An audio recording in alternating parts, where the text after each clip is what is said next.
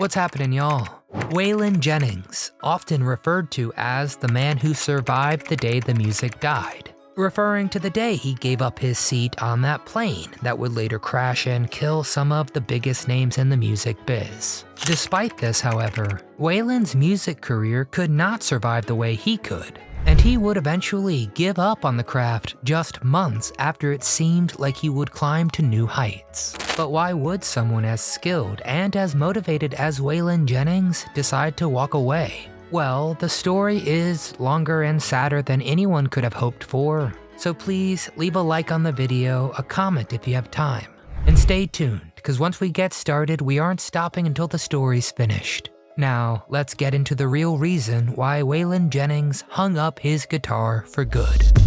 What happened? Defining a man. It can be difficult to boil down Waylon Jennings into just a description, as the guy helped revolutionize music in so many ways. But we'll try to do our best. Waylon was a singer, a songwriter, and a guitar player. He was well known for his time with Buddy Holly, where he played bass. And Waylon did some of his best work with Buddy, but then the tragedy would strike. Buddy Holly's plane would go down, claiming his, as well as Ritchie Valens and the Big Bopper's lives. Now Waylon was deeply troubled by this event, and not just because of the terrible timing. You see, Waylon was meant to be on that plane, and actually gave up his seat to someone else because they were sick. Mr. Jennings would even go on to recount his last words to Buddy Holly. They were eerie and haunting. They were, quote, "I hope your plane crashes." Of course, we know it was a joke between friends and some good intentional ribbing.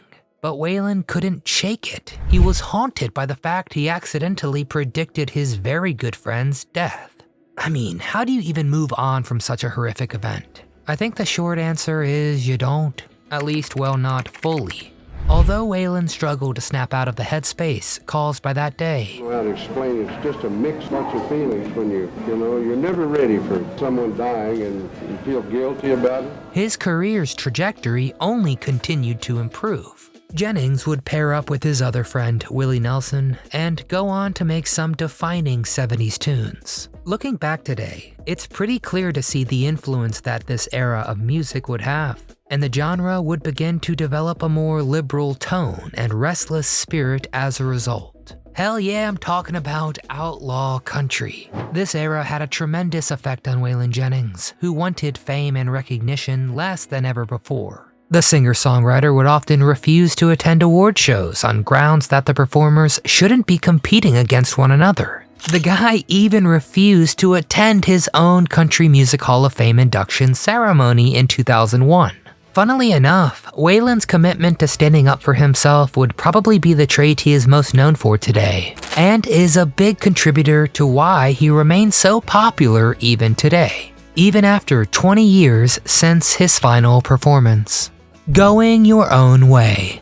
Waylon Jennings was one of the most highly decorated country music recording artists of all time, and at a certain point, his name had become up there with the likes of his mentors like Buddy Holly or Johnny Cash. But rather than accept this as a compliment, Waylon chose to see it as a responsibility, one that came with its own set of challenges. Waylon may have been receiving more respect from other performers, but there were still plenty within the industry that wanted to knock our rebel hero down a few pegs. Because Waylon gained a reputation as a hard negotiator, and depending on who you asked, this either meant he was too stubborn or too self-interested. Agents and producers may not have liked it, but the last thing Waylon was being was selfish. He believed that if they were willing to try and screw him over on a deal, then it must have been much worse for someone who wasn't as vocal or as established as he. Promise and then follow through, America. So, Waylon refused to do anything he didn't want to, and started treating the music business like, well, a business. The biggest thing that Waylon learned from Buddy Holly was that there was a certain attitude you needed in the music business. If you really loved music, you had to fight off all the people only interested in making money off you. And this mentality was one that Waylon took with him everywhere. and it helped give his music an edge that others simply weren't willing to bother acquiring. Waylon's love for music saved him on more than one occasion, and it also helped keep him away from straying too far from his own path. Despite addiction problems and some personal demons, Waylon was able to cultivate a love for music that most of us would kill for. And his eye for music also ensured that innovators were constantly knocking on his door. A lot like Bob Dylan, or any rebel with a cause figure, Waylon Jennings had a clearly defined brand that followed him wherever he went. He was the outlaw, and millions of people eagerly awaited every album, every performance, or every single that he was willing to give them along the way. That is, until he wasn't walking the right path. Waylon once said, while most people have their music, that his music had him. He thought that the stories you tell in a song come from you, and even if they aren't 100% true, they are your story all the same. And Waylon felt the same way about his life, which is why he was so open about not just his accomplishments, but also his struggles. One of his biggest issues, and his most expensive, was a severe cocaine addiction.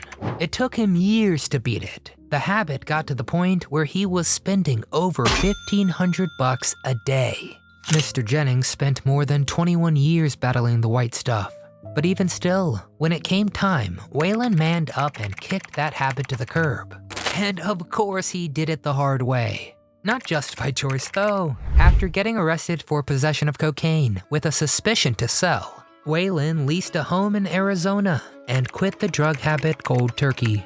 That event and that choice made him feel more in control of his life, and it also helped him focus on his family instead of just himself and his career. Okay, so Waylon was now finally sober, but why was he about to quit music?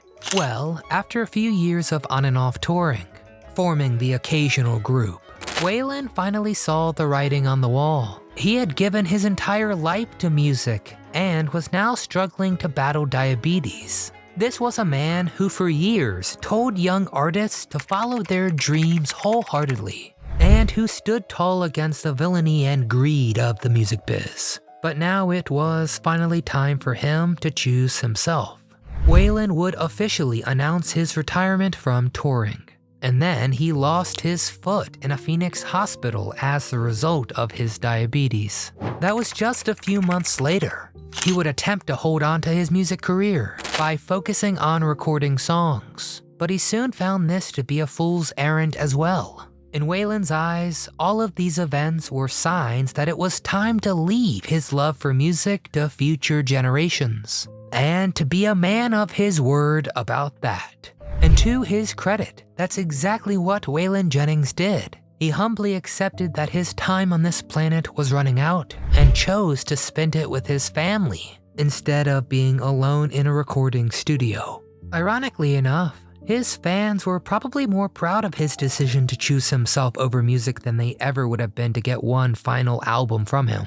And that his is a legacy that we hope every entertainer who gives their life to their craft deserves. So what are your thoughts on Waylon Jennings? Did you think his desire to keep the love in music was noble or a little naive?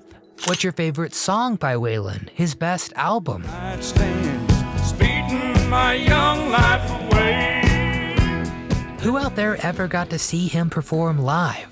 Please get in the comments and tell us all your memories of Waylon Jennings. While you're there, tell us another interesting artist who we should cover next. If you enjoyed the video, please hit that thumbs up icon to show your support.